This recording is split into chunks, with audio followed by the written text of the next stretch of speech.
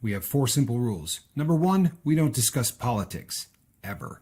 Number 2, this is not a religious channel, and while you might hear people say, God bless you, or I'm going to pray for you, or I wouldn't have gotten through this without my faith, that's fine. What's not fine is to say, my God is better than your God, or here's why you're not getting into heaven. It's not going to fly. Number 3, we believe wholeheartedly if you can't control your tongue, then you can't control your life. So while on board, there's not going to be any cursing in the live chat, period. And number 4, there is no room for mean people on the Lifeboat. Because we discuss very sensitive things from people's past in our group setting, we got to protect those people. The only way they feel confident and comfortable discussing those things is in an environment that is free of trolls and mean people. So if you're a mean person or you're a troll, we're going to block you for life. And if your account happens to be less than 24 hours old, we're probably a little suspicious right from the word go. Why? Well, because there are people in this world who enjoy being cruel solely for the sake of being cruel. It's not going to fly here. But if you're here because you're trying to get sober and live your best life, then you might find that the Lifeboat is just that, a lifeboat. I'm Captain Tommy Scoville, and we will see you on deck.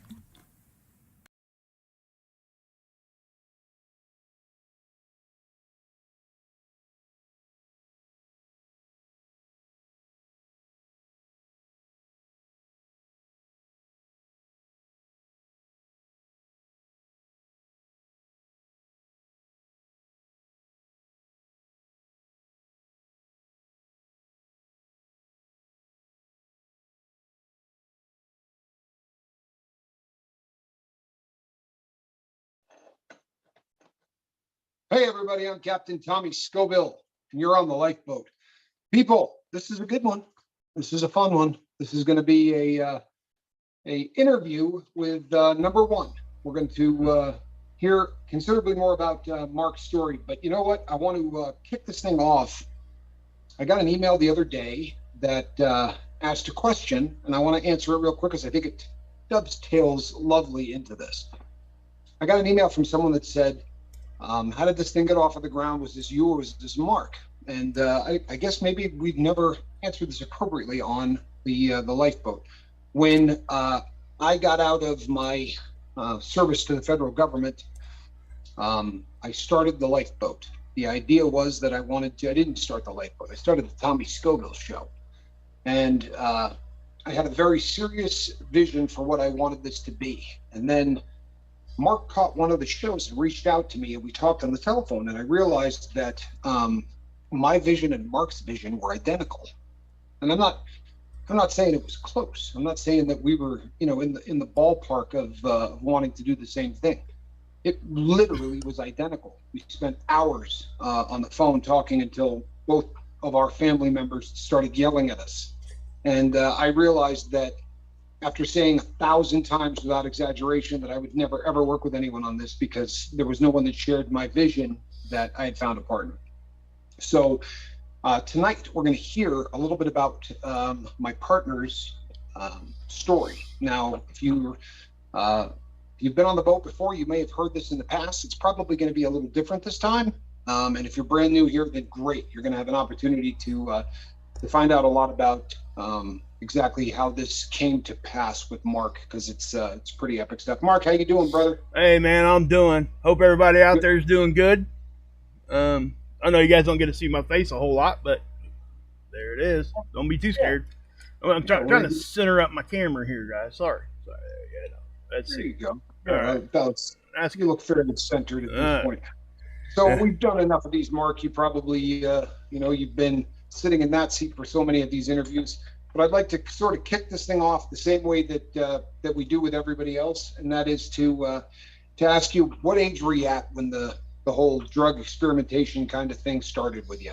Well, my story is a little different than what most experience. I mean, it's very similar in a lot of aspects, but it's different, and especially how I got started.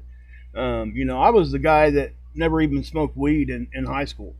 I may have gotten drunk once or twice, maybe 3 times throughout my whole high school era or whatever. And I got married when I was 18. So, I mean, that really kind of kept me grounded straight from the beginning.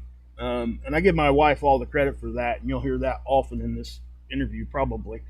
And and I have a really good support system. But as far as how I got started, I worked at a factory for 20 years, same factory, and there's stories behind that too. But it destroyed my back and my neck.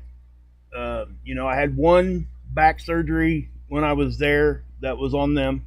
And then my neck, I really couldn't put on them because I had neck issues from the time I was a kid on up. It just, I was a guy that you always seen taking your hand and twisting your head like this and pop, pop, pop, pop, doing that little crack. Self-adjusting is what they call it now. I don't advise that. I know we all do it with our knuckles and stuff. That's different, So when you're popping your neck and stuff all the time, there might be an issue. And it ain't necessarily the popping that causes the problem. It usually is the problem that's causing you to want to pop it. Right. So it's kind of a backwards thinking there, and contrary to popular belief, cracking your knuckles does not make them big and swell. That is not. I've been down this medical road so much, but as far as how I got onto the opiates, that's where it started. My first back surgery, I had the script and everything, and I got that, and I was done, right? I didn't go back to the opiates. I didn't have any desire. Wasn't no addiction there at that point. And then, oddly enough, I got something called cellulitis. And anybody that knows anything about infections, I got that in my leg from being hit with a softball, believe it or not. Really? Yeah. I must have had an abrasion on my leg or whatever. And for people that don't know this, you have staph on your skin at 100% of the time. So if you break your skin and your immune system isn't up to par, it can sneak in that way. And when you get injured in a spot that has a abrasion there already, it makes it more weak. So I ended up with cellulitis in my leg, long story short. And that, it almost killed me. They were talking about cutting my leg off and I mean, all of that, right? And I had a temperature of 104 for 8 days. I don't even halfway remember those days. I lost those days. And I sit back and I wonder, because that was the first time I ever remember getting it was dilaudid. It was a drip. I had a button, right? I mean, because it's a very painful thing. I mean, it's one of the most painful things you can go through. So I wondered if the fever was making me that way or if it was the medication. It was probably just a combination of both. Sure. Yeah. So hydromorphone, that was the Dilaudid was the first one that got you? Yeah. And again, I didn't go I was in the hospital for 2 weeks, guys. And it was straight pain meds all the time. So there was no question whether or not I was physically, at least dependent at that time. And that conversation never really came up between me and my doctor.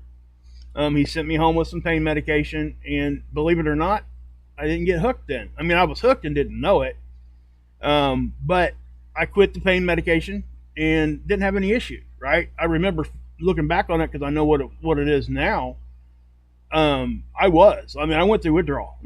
I couldn't understand why. I just was chalking it up to, hey, I'm just still healing from this cellulitis, right? Right.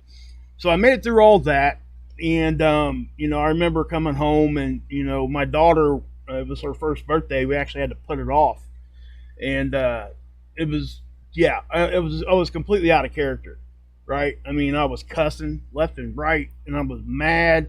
I mean, and I didn't realize that that's what was causing it. Sure. And then one day, and we're fast forwarding years here because the rest of the stuff that's in between there, it matters, but it doesn't. Okay, to what we're talking. So I get multiple neck surgeries, right? I got multiple back surgeries too, but I got plates and rods and screws and stuff in my neck, and it's caused me to be disabled and all that. But through that process, obviously they were giving me pain medication. I mean, and this was back when, I went to my orthopedic surgeon, and then after I was done with the surgery part, he sent me to pain management. Okay, and right. And anybody that isn't aware of this, that when you get into pain management, early on, before all the opiate stuff was on the scene, being talked about. Whatever you want. Yes, it was a script and a pencil or a pen, and legitimately, guys, this is when I walked into my first pain management appointment. I walked in there. He had no nurse, and he literally had his prescription pad in his hand when he shook mine. Yeah. And he legitimately said, "What do you want? What are you on now? What do you want? How much do you think you need?" And I could have told him whatever, and he would have given it to me.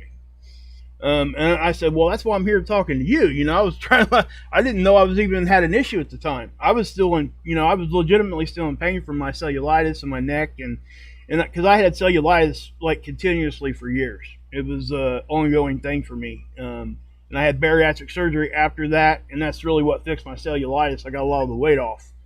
And I haven't really had to, I've fought it since then a little bit. And I know this is going to be a little weird, but I had it in my testicles and everything. So I mean, it just goes everywhere. Yeah, and I know for all you guys out there listening to me, it's probably not easy to hear, but you got to think, guys. I mean, it's that's a hard thing to go through for anybody. Well, and we say all the time on here that we're not doctors, right? But if you're unfamiliar with cellulitis, very often when we get infections, you have a pocket, right, like a bag that develops inside your body. And those are the things that you see on YouTube, right, where somebody pops it and it sprays all over the place. And, that kind of abscess happens an awful lot with people that use drugs. When cellulitis happens, there's no bag. That infection basically is hitting just about every single cell in your body. And a lot of times you'll get, unbelievable swelling, but it's not something that you can lance and drain. It's something that the only way you're going to treat that is with a barrage of antibiotics, and sometimes it works and sometimes it doesn't. But it's a different kind of infection. And that's definitely you hit it right on the head, man. I mean, that's exactly why it's so dangerous. I eventually I got septic. And again, that's almost it was the second time I got it, and it almost killed me. I mean, legitimately, he came in and said, "Hey, you got about a 70% chance." I asked my family to leave because I just wanted an honest answer from him, and you got a 70% chance of losing your leg, and you got about a 40% chance of not even making it out of this hospital. Yeah, when you get to septicemia, it's all bad. That's the infections getting into the blood, and all kinds of terrible things are happening. So at this point, they're writing you prescriptions. You went to the pain management. And again, I can completely back up what you're saying, because prior to the opioid epidemic, I went to a pain specialist and it was the same thing. What can I give you? And, people, before you really want to hate them, a lot of times the people that they see walking through the door, the only way that they're going to have any relief in life is with pain meds. And since it's so difficult to quantify, they basically treat every person that comes through the door, or used to, as if the pain that they were enduring was the worst in the world, because you don't get to a pain management doctor by walking through the front door. You have to be sent there by a doctor that already said this pain's more than I can treat. Right. So they put you on what? Well, they put at that point they put me on a fairly low opiate, which would have been a Lortab. I think they started me. It's hydrocodone for people that don't know what that is. And I think he started me with 7.5s, and that's the middle of the road. If anybody, and a lot of you guys probably know what I'm talking about here. I get it, but it's you got 5, 7.5s, and 10s. Now they don't make the Lortabs anymore. They went to Norco because they took some of the Tylenol out of it. But it's the same amount of drug. It's the same thing. Opiate. It's a little bit less of the anti-inflammatory in it, right? Yep, exactly, 100%. And for people that don't understand why they did that, the insurance companies don't care. They'll give you all the opiate you want. They just don't want you to have that Tylenol. And that's why they did that. Now, obviously, their mindset now is different. I mean, obviously, it has to be. The concept is great, having an anti-inflammatory in there. And again, we're not doctors, but having an anti-inflammatory in there, because most pain is caused by inflammation of some kind or another. But the trouble is, people who are in long-term pain management are eating so much more of this than normal that all of a sudden you're taking 10 to 15 times what you're supposed to be taking into your body on that end of it. There are Yeah. even some pills out there these days that don't have any anti-inflammatory in it, that are used just for pain management. Yep. So at what point, Mark, did you realize that you were taking way more of this than you were supposed to, and it was now about a buzz? Well, to be honest with you, it didn't even start out with me with that way. I was at work, right? And like I said, I worked at a factory on concrete with steel-toed boots every day, even after my surgeries. And I had surgeries after I left that place too. But um, my back was hurting. I mean, like on a constant basis, right? And at that point, I was on pain management, but Right. I was actually working and doing my job, and I'm not going to go into all that. But one of my friends comes up to me and says, "Hey, man, you okay?" Because he see me like I was turning wrenches, and I'd stand up, and yeah, he'd see me doing that, and he's Yeah. like, "Man, you okay?" I'm like, "Man, my back is really hurting me, man," and the rest of my pain medic already took my dose for that day at work. I could take some when I got home. I didn't even bring it with me, right? I mean, that's where my mind was at the time. I didn't even like put two and two together, right? Right. And so he's like, well, such and such down here, he's got some. Just go give him $5. I'll give you a couple of them. Okay, I didn't really see no harm in that, I mean, because honestly, it legitimately was that innocent at the beginning.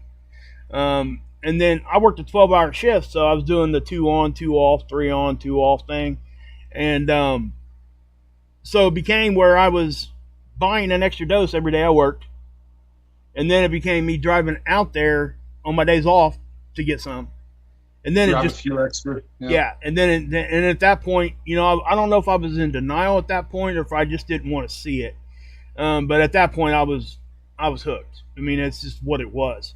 And when I really finally got to the place where I could admit that I was doing it for the high and not for the pain relief, it was just way too late. It just really was. And I remember sitting on my back porch and my mom just, because I was having to tell her, I'd ran out of my pain medication. My wife and my mom and my sister was there. My dad was on his way. I mean, he was there too. But anyway, I was sitting outside and, my mom just kind of looked at me and I could just see the despair in her face, That's a hard thing to look at, when you look at your mom and you know that you're the ones that's causing that kind of a pain, and nothing bad had happened yet, right? But she just looked at me and she said, "It got you and you didn't even know it, didn't it?" And I was like, "It's exactly what happened, Mom." I mean, it wasn't, and honestly, that's really how it happened for me. That's how I got addicted, and I don't ever like push my issue off onto like society or off onto situations around me or anything like that. I take full responsibility for what I did. Right. I think at some point we all have to do that, wherever you're at in your walk in this whole addiction thing. But at the same time, guys, it is, when you don't know you're hooked, and then that second that the first time you realize it, it's like your whole world is just gone. Right. I mean, It really. talking about taking the wind out of your sail. I mean, you could be on the biggest, like, good spot in your life, right? And that's kind of where I was at. I had 2 kids, 2 great boys, both of them in high school. Well, one was in high school, one was in elementary or middle school at the time. I had a baby girl that was 4. My wife loved me. We all loved each other, and none of that ever changed. But that right Reality there, sinks in. Yeah. yeah, when you finally figure it out, and then you start doing things that you would never think you would do. You start lying. That's the first thing that happens. And that, honestly, guys, that's one of the things that most addicts will continue to fight for the rest of their life, because it becomes such a part of your personality. Yep. And it just gets embedded in you, and it's hard to get No rid of question. that. No question. It becomes ingrained, and you there's something going on in your head that tells you can't let these people know exactly what's going on, or they're going to stop this. Right. And you get to a point where you need it so badly, the fear of it stopping. And for anybody that is listening to this, who is battling addiction, but your drug of choice is not physically dependent, right? It's not something that causes withdrawal. It's really kind of a different thing, and I don't quantify addictions. It's all the same stuff. But when when it's every 8 hours or you're going to get violently ill, there is something that takes over in the mind. And it really, in my experience, the people that really end up lying the worst are the people that are protecting an addiction that's going to make them sick without it, because they will say whatever they have to ensure that they don't get sick. Yes. And I know that a lot of drugs will make you feel sick. I'm talking about defecating yourself, throwing up, dry heaving, like and not even caring. Brutal. And not caring. Yeah. Yes, that's the both of them kind of locking together, I think. So at this point now, right? So now in the addiction, you're buying pills on the side. Let me guess, because this is pre COVID crisis. Opioid crisis. Oh yeah. Did you do a little doctor shopping? Oh yes, that was something that that's most likely that's probably the second people you start to lie to, if not the first. Right? Oh, yeah. Usually it starts with your family, and it starts with little stuff, guys. Honestly, it really does. It's little stuff that probably don't mean a whole heck of a lot, but then it turns into a whole heck of a lot really, really fast. And that's the issue. Once you get grabbed, you're grabbed, and it will suck you in. It's like a black hole. That's how I kind of look at it. It really is. It will suck you in. You ain't escaping it without help. And that's really what happened to me, and just to kind of, I do want to touch on that, the whole lying and the whole what you do for your drug once you get addicted. I was deep in it at this point, and I'm just going to, I'll fast forward a little bit here just for a second. But it is, there was one night, because it got to the point where I would give my wife my pain medication, and she would dose me out. That was one of the things that we first tried. And I'm not saying that people shouldn't try that, but I can tell you, guys, for me, it didn't work. That's where I'll leave that. I mean, honestly. And let me tell you why. Because your mind's not there. You're not in the right headspace. And you're going to do things that you never thought you would do, like what I'm getting ready to tell you. I went in, because I went in, she went to bed, and I went in looking for him. Right? And because I was in my head, this is what I was thinking. I was going to go get into my stash that I had, take what I needed, go to work, buy replacements, put them back before she could see them. I mean, that's where my mind was at, right? Yep. This is how far I got off of it, and I couldn't find them. And I'm like, what the heck, because she kept them in like a lockbox. Well, I happened to walk to the bedroom, and I seen it underneath the bed. And this is like a combination. And so it was just about time for me to get my normal dose, and she was going to have to get it out anyway. So I went in there and I woke her up, right? And I never thought in my life I would do anything like this. I took my phone, turned my camera on, and positioned it in a way to where I could see the combination. Sure. And that's exactly what happened. And obviously I didn't do nothing right then. I waited till she went to work, went in there, got what I wanted, that kind of a thing. And the whole time lying. I mean, completely just bluntly just lying to the person in this world I love the most. And that's what these things do to you. This is what this disease, and I'm going to call it a disease, because that's what it is. And that's what happens, guys. That's what your mind just goes in places you just don't think it will, and you start doing things you don't. Just a quick pause too, because this is one of the, when you start looking at addiction, one of the things that you hear more than anything, and it's just a stone cold fact, is that one of the things that we all do as addicts is we start to put things in place to control the addiction. And for people who, have an issue with pain meds, for every single person has done it. I'm not going to take my own pills. I'm going to put this in the hands of somebody else, and my addiction will be okay. Because if they're giving them to me, I can't get out of control. None of these things are going to happen. And people do it with alcohol. People do it with whatever. Well, I'm not going to drink until 5 o'clock at night. I'm not going to drink only on weekends and all of that. And when you start breaking those rules, you're in trouble. When you have set out, because air quotes, normal people don't need to hand pills to somebody else. They put the pills on the counter, right? They grab them as they need them. But when you have to start putting these things into place, these safeguards, you're probably in a bad way. And when you start breaking those, obviously that's not a great sign, right? Yeah. So when did it hit the next level, Mark? The next level, it's hard. That's a hard, because it all just got grayed and washed out for me in my mind, because I went so far so fast, and I think a lot of us experienced that. But for me, my daughter was 5 when I actually got help, and you know, man, that's a hard 5 hard question. years there. Yeah. Yeah, that's a hard thing to, like, when did I go to the next level? I don't know that I ever looked at it in the, because I went from 0 to 100, man. I mean, Right. there wasn't really much of a bridge there. Well, then let me ask it this way. So is your wife doling this out the whole time, or did you finally just say, you know what, screw it, and you're buying it from, your doctor's shop, and you're doing everything you can to get it from everywhere? Or, how long did that Well, technique I did hold the out? I did the doctor shopping for a long time.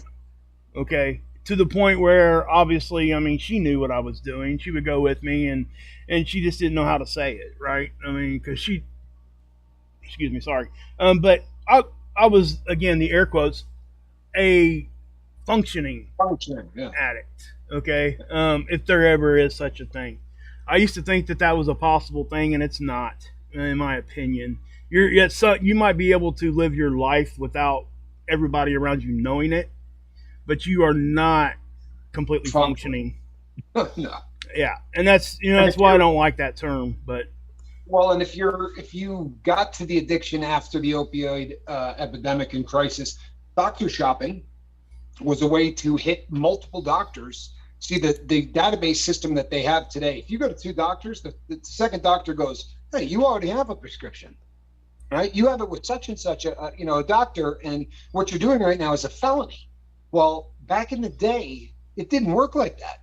So there were addicts who would hit 5, 6 doctors a month, and they'd be getting a different prescription from every single doctor, telling a different story, and going yeah, down that road. So your wife was well aware of everything that was going on. well, she was and she wasn't. And don't get me wrong, she didn't know I was, like, buying stuff off the street. That's one thing that Right. she didn't know until the end.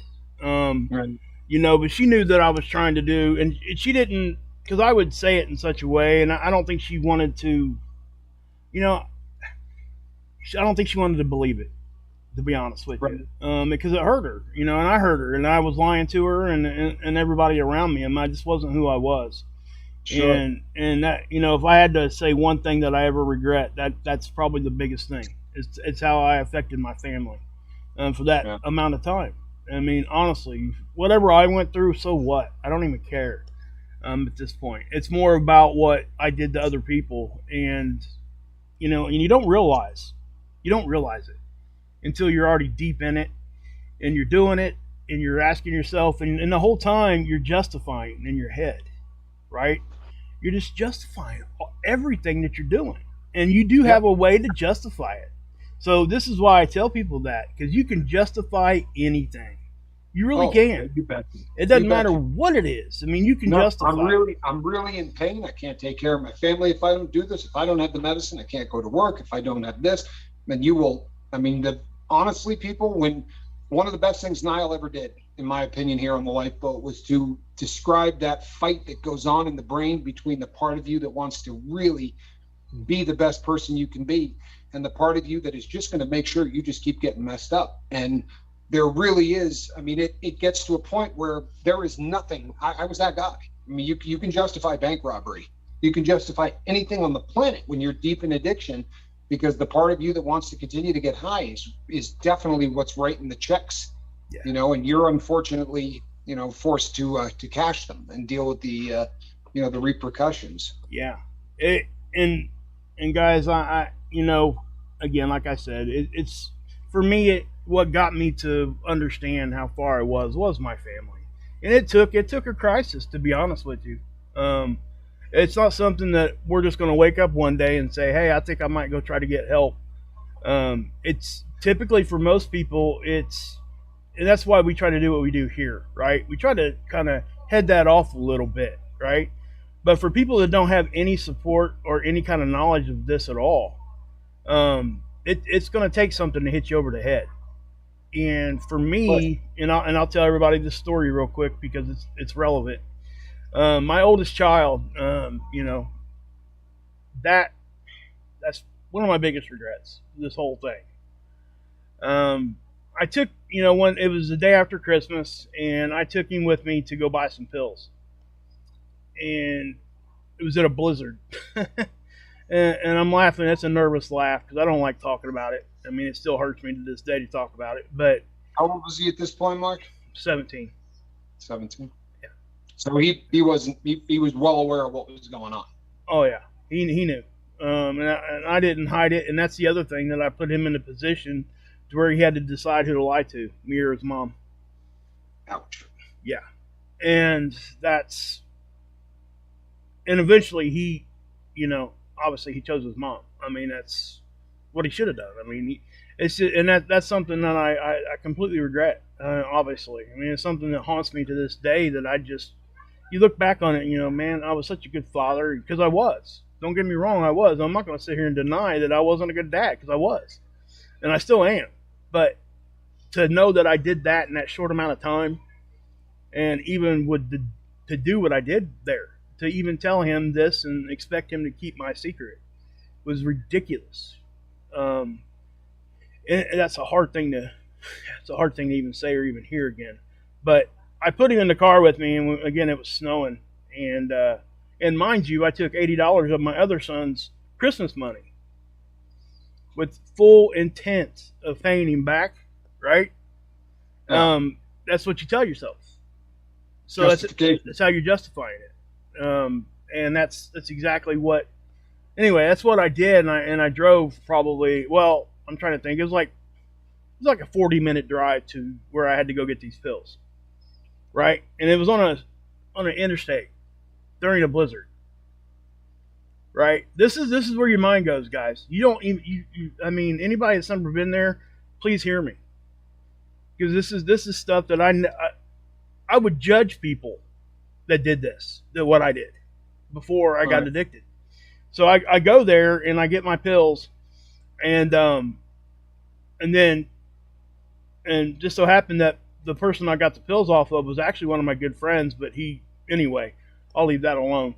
I left, and he calls me up and says, "Hey, you gave me $20 too much. You're gonna come back and get." I actually turned around and said, "Nope, keep the 20, give me more pills." And it's ridiculous, isn't it? It's ridiculous what we do. And so I get back on the interstate, and we come up to our exit, and I wrecked. I wasn't high at the time. I wasn't drunk. It was just something that happened. We legitimately spun out on Interstate 70. And I look over, and this is really what started to wake me up immediately. And I look over, and of course I did the whole dad thing, throwing your arm across your, Sure. My kid's 300 pounds. What the heck am I going to stop? But I mean, that's just your thing. So I spun out, and right by his head, I look over through the window, and there's a sign, like a pole. That's how close we came to his side of the car. Wow. That could have really, really hurt him. And that's the whole thing, And so I'm sitting there, and he's like, he's half chuckling because, we were both just trying to understand what just happened, and so I believe it or not, I was able to drive right out of the ditch, get back on the road, and go home. I made it home, and I go to getting this. This is how it all happened for me, guys. This is really the come to Jesus moment. And I opened the door, and there's my wife. Where you been? I said, well, we went to Walmart to look for da da da da da da. The lie started, right? Right. And when I looked at her, I could just tell that, it was just like She wasn't buying it. she knew. But the thing, it wasn't the fact that she knew. It was just that I was done. It hit me. It's like, why? I mean, why are you're sitting here with the people that you love the most, and you're lying straight to their face, and you know that they know you're lying, but they love you enough that they're not trying to even say it. Yeah. And I mean, from that point forward, it was, I knew I was done, right? So fast forward a day. Obviously we have talks, and it's, didn't really was never even an argument. It was seriously just like talking. And I said, hey, I need help. She said, well, we'll get you into help. And immediately, that's what she says to me. There was never no, get your crap and get out of here. None of that stuff, right? It was, hey, we need to get you some help. Okay, we'll get you some help. So she went to work the next day, and I start looking for help. And I found a place close to where I live. It was an in-house thing.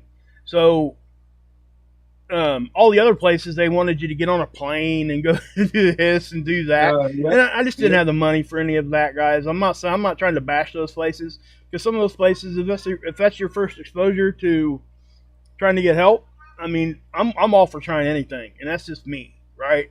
Anything that's going to help anybody. And we said that so much here, it's probably a little old for people, but I'm going to continue to say it because that's what it is. But anyway, so I go up to this facility, and I go in there, and the intake nurse was looking at me. We're doing the intake thing, and she says, what kind of insurance you got? I give her an insurance card, and she looks at it, and I could just see her face just change, and I'm like, that was kind of weird, And so she goes on to the, like, what are you addicted to? What's your problem? Why are you here?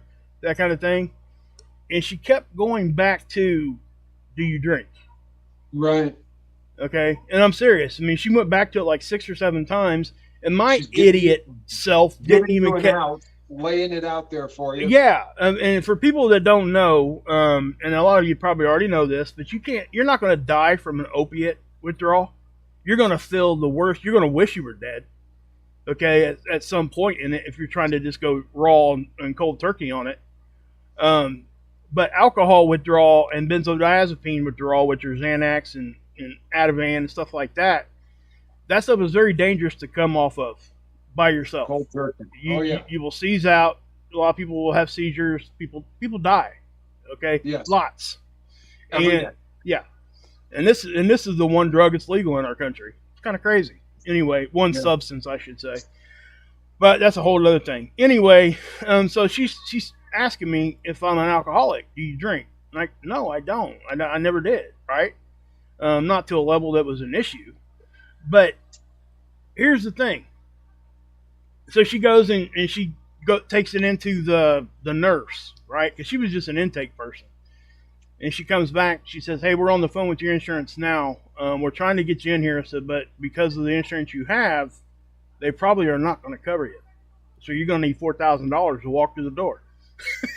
I'm like, okay, well, I guess I ain't walking through that door. I mean, so we sat there, and here's the thing, because of what I had, and this is, I don't regret this part. I think it's actually helped my situation. Because my son was with me through all that stuff, I took him with me to my intake. I realized at that point that if I was ever going to be just let it all out, that was the time. And anytime they asked me any question, I told them right then and there, if you guys got questions of what's going on with me, you ask me now. I will tell you 100% honesty, no holds barred. I'm not going to, and from this day forward, I'm not going to, I'm going to do my best not to lie. And if I do lie, I'm going to tell you after the fact, because that actually happened a couple times. You got to get your brain back to thinking the right way. No question. And but anyway, they came back, and obviously they weren't going to take me. So I had to leave, right? And this is a place that's like an hour and a half from me. And so on the way home... You know what? Just real quickly, and more importantly, I mean, to anyone that's been through this, you got to gird yourself up to the whole concept of going into, to a treatment program, and you're admitting to the world and all of that. And it's one of those things that you really got to get yourself fired up for. And then you get there and they pull the rug out and go, no, head back home. Yeah. I mean, that had to be just devastating. I thought, because I had talked to him on the phone, and I really wish they had said something to me then, but, and again, that's not their fault. It's my issue, right? I mean, and that's where we got to get in our addiction. It's nobody else's problem but ours. And we're the ones that got to fix it. We got to take responsibility for that. And that's where I was at in my mindset. And my withdrawals had started by then, by the way. So I'm sitting there, and again I go up there with full intent of medicated assisted treatment, aka buprenorphine, right? Suboxone for people that don't know. And the second you take that, 15 minutes later, you're right as rain. You're not. I don't want to say right as rain because you're not in your head. Physically, Right. you're right as rain. Okay, Right, you're not sick anymore. Yeah, you're not sick. You're able to think. You're able to sit back and really see what you're doing, what you've done. You're able to reflect. You're able to just be honest with yourself for the first time in however long you were addicted. But anyway, so I go up there with full intent of that happening and just to get kicked out the door. So you can imagine the feeling I was, and I'm not trying to put it on me. I mean, but honestly, it was like that's legit. it was like rug right out from underneath my feet, man. And No question. and then on the way home, I had to drive right by my drug dealer's house. The guy I went up there the day after Christmas. Yeah, Right. legitimately, seriously. I was like 5 minutes from his house. I mean, like boom on the highway. It's like I'm sitting the whole time. I'm sitting there thinking, man, I can make this all go away at least till I can find, somebody to help me or this or that. And and I didn't even suggest it to my wife because she was with me. I just bit the bullet and I was like, man, I'm just going to try to, white knuckle through this. And so on the way home, we go by a CVS and I just looked over at my wife. I said, listen, I'm going to get me a bottle of vodka and I'm going to just try to sleep through some of this at least. Right. Well, anyway, I end up with this bottle of vodka and, she goes to work the next day and my kids were home and, my older kids were here. So it wasn't like my kids weren't being taken care of. So I don't want anybody to think that because I never did do any of like not taking care of my kids. It was, I'm not trying to judge people that did. I'm just saying that wasn't me. You're telling your story. I get it. No problem. And so, I'm in the bedroom and, I'm just trying to sleep through it. And I had bariatric surgery. So when I drink a shot of anything, I feel it, right? It's almost instantaneous. So, anyway, I drink a fifth and a half of vodka, like within, 12 hours. And I ran out and I actually got in my car and went up the street and got more. Yeah. And that's how bad I was feeling. That's what we do. You're not a drinker. No, right? I'm not. And I can't believe that I must have been right enough to be able for them to sell it to me because they never even looked at me sideways. And I walk up, I get my money and I get my stuff and I come back home. Well, again, my wife comes home from work. I had peed the bed and all that, right? I mean, and then at that point she had called my parents and my parents were here and she was done with me and rightfully so, right?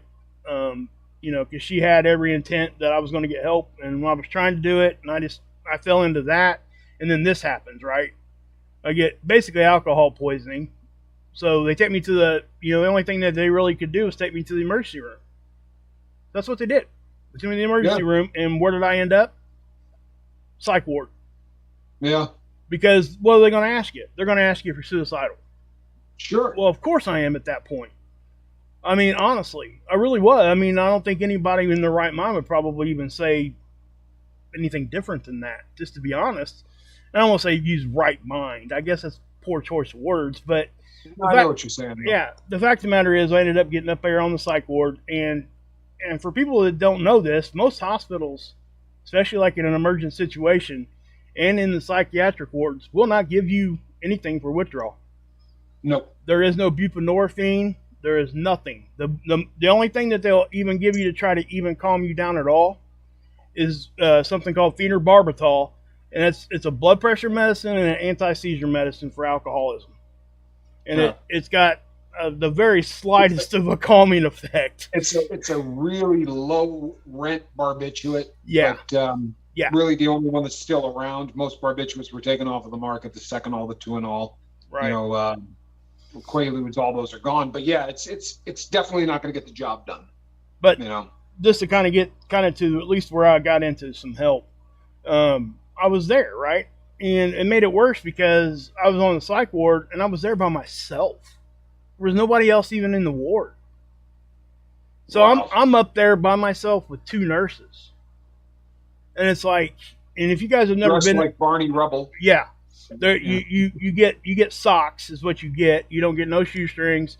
The bathroom doors look like saloon doors. There's no locks on anything. You can't shut the doors. There's no privacy. And I get Velcro dress. Yes, and I get it. I understand why. I never even questioned any of that. But the fact of the matter is, that's where I ended up. So my family's still trying to help me. They're trying to find places to get me into this, that, and the third. My dad got a hold of my mom and dad were just awesome through this whole situation. My dad got a hold of my uncle. My uncle was going to pay $4,000 and get me into rehab. Right? So they come and get me, right, in an ambulance. They didn't want to, if I remember right. I think they made me go in an ambulance because they didn't want to release me to like my dad or something and me not going to rehab. That's kind of where that fell. So I think they either released. I can't remember exactly. That's kind of odd. I don't remember that. I either went with an ambulance or they released me to like my dad and he just drove me over there, right?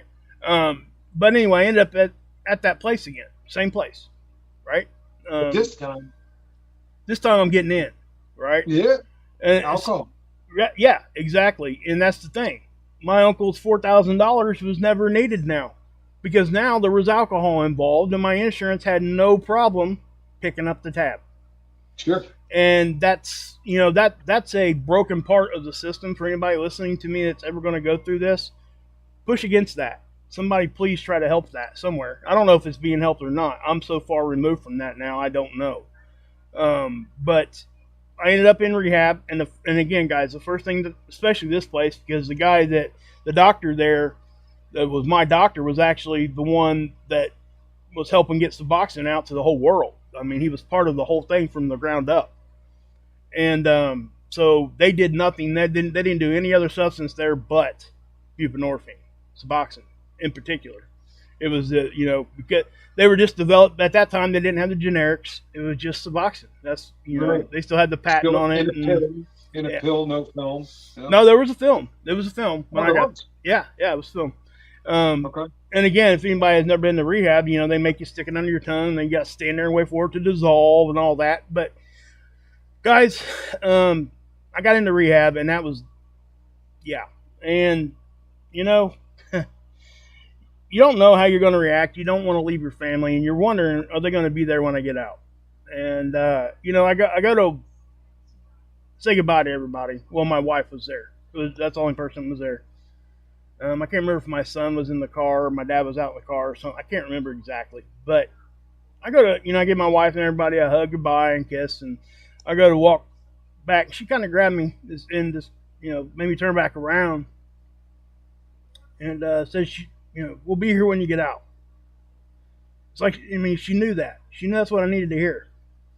Because that was, from that point forward, I wasn't going to fail.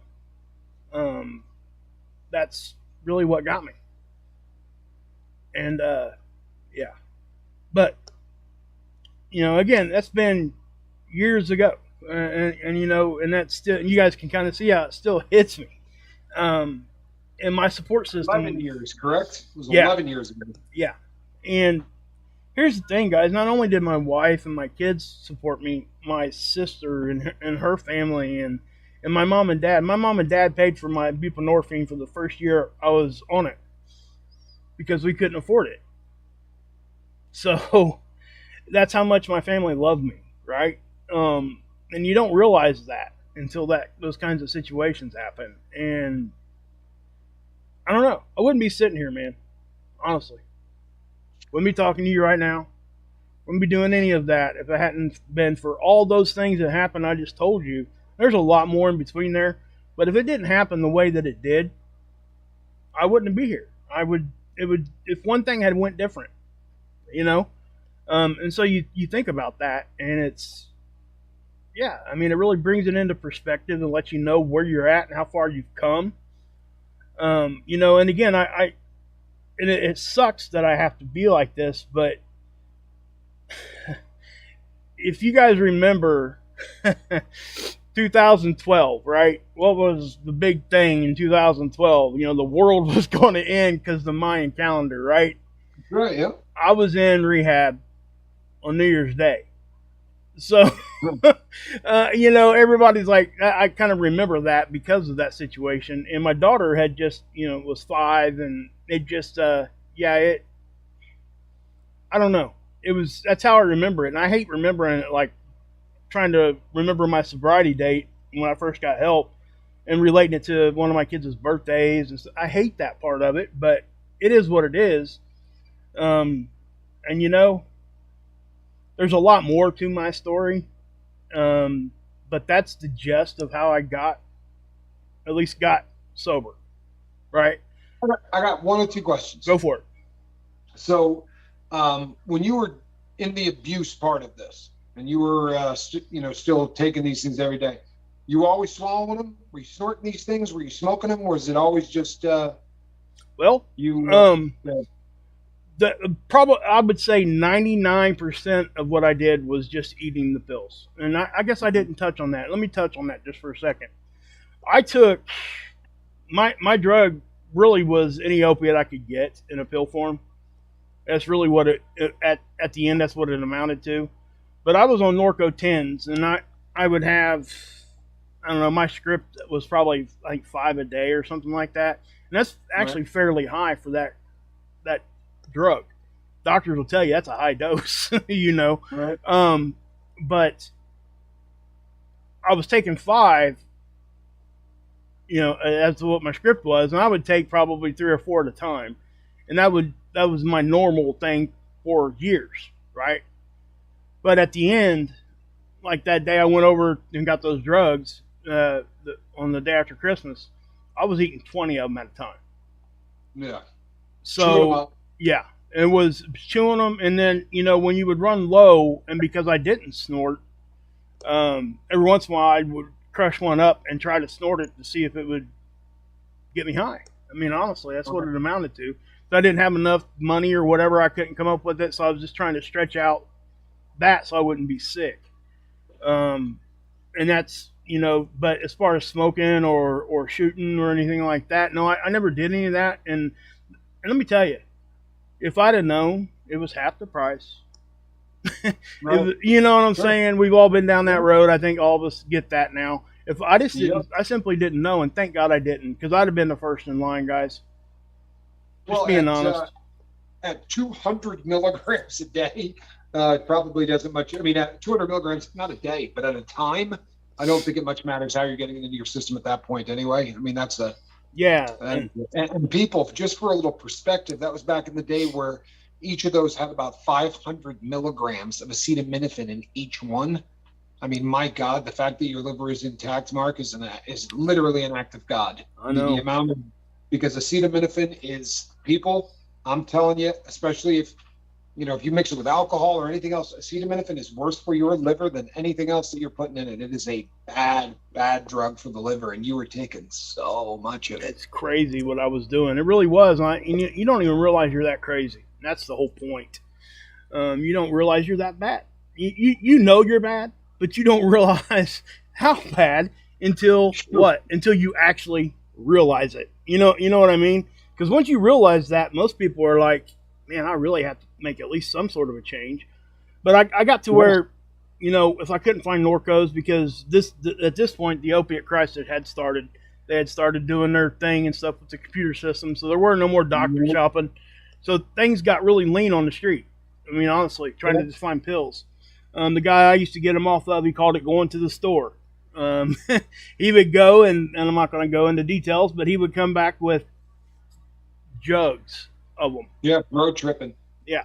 And we're talking thousands and thousands of pills.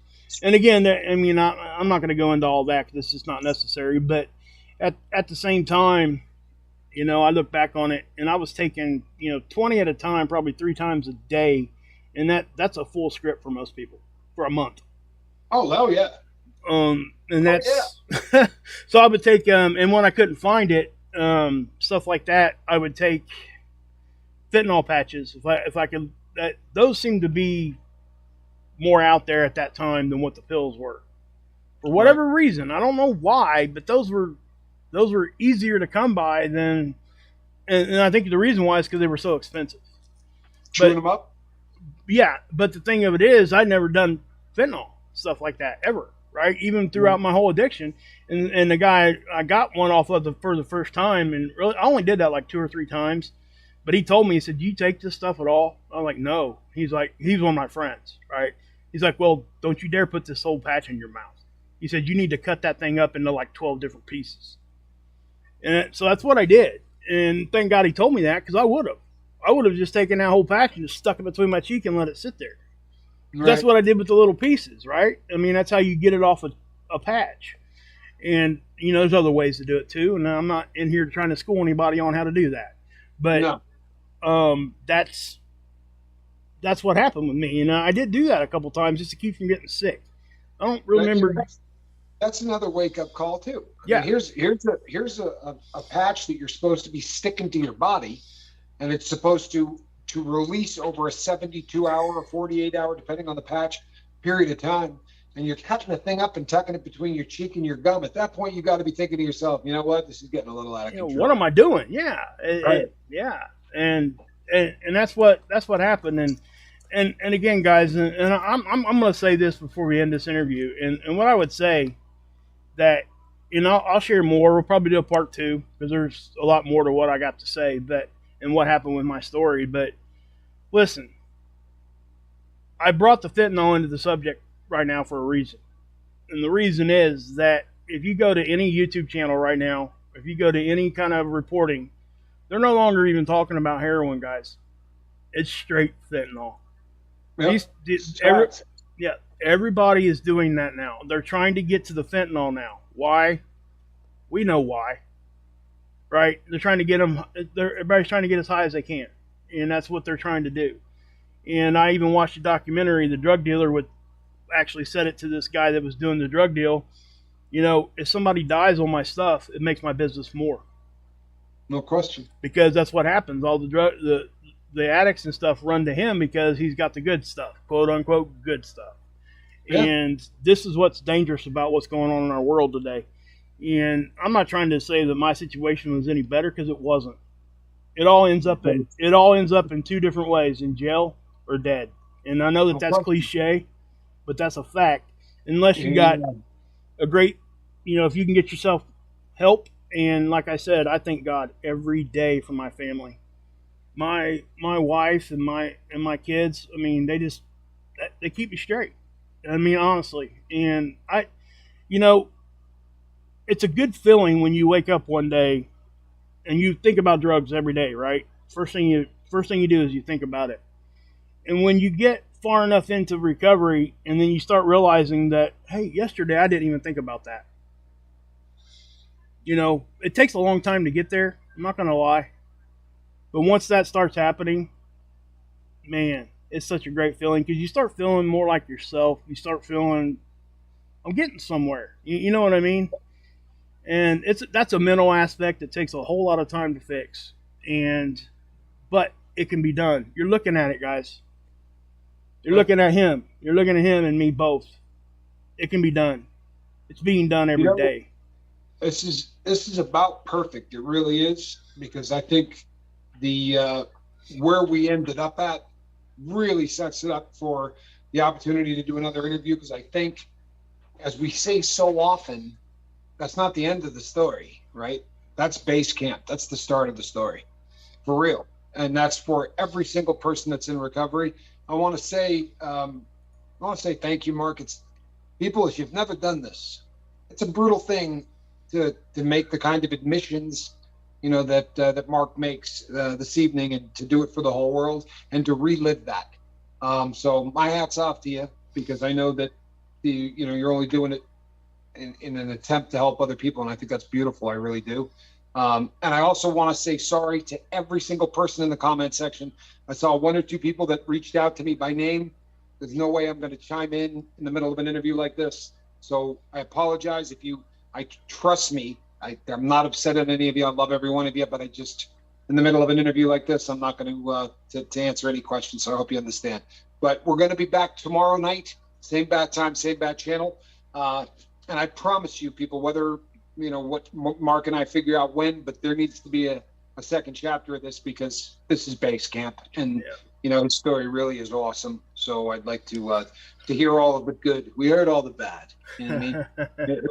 It would be nice to spend a full hour here in the good, because he's really turned himself into a really amazing human I just being. want to, I do want to say I love all you guys out there. I really do. You're why I keep doing this. And that's just the truth. You got, I know that I'm out here doing it for you guys, but you guys are doing it for me just by being here. And that's, I think Tommy feels the same way. And then we've verbalized that, Yeah. but No question. So we will be back tomorrow night, people. Same bad time, same bad channel. Between now and then, you got 23 hours, people. Reach out and try to save somebody. One comment I will address, because someone said, that the fentanyl patches aren't the same thing that's what's on the street today. You're absolutely right. What's coming in and is on the street is a very, very different drug. It's not alpha fentanyl. These are analogs, and there are about 16 different analogs. But make no mistake, people, the level of danger has gone up, not down. It's really ugly what's going on out there. So reach out and try to save somebody. And if that somebody is yourself, get on it, because this is dangerous, dangerous times. I'm Captain Tommy Scoville, and on the other side of the glass, Mark Wages. I'm proud of you, Mark. I really am. Great show. And this, people, that's a cat in a basket. All right. Good night, everybody. We love you.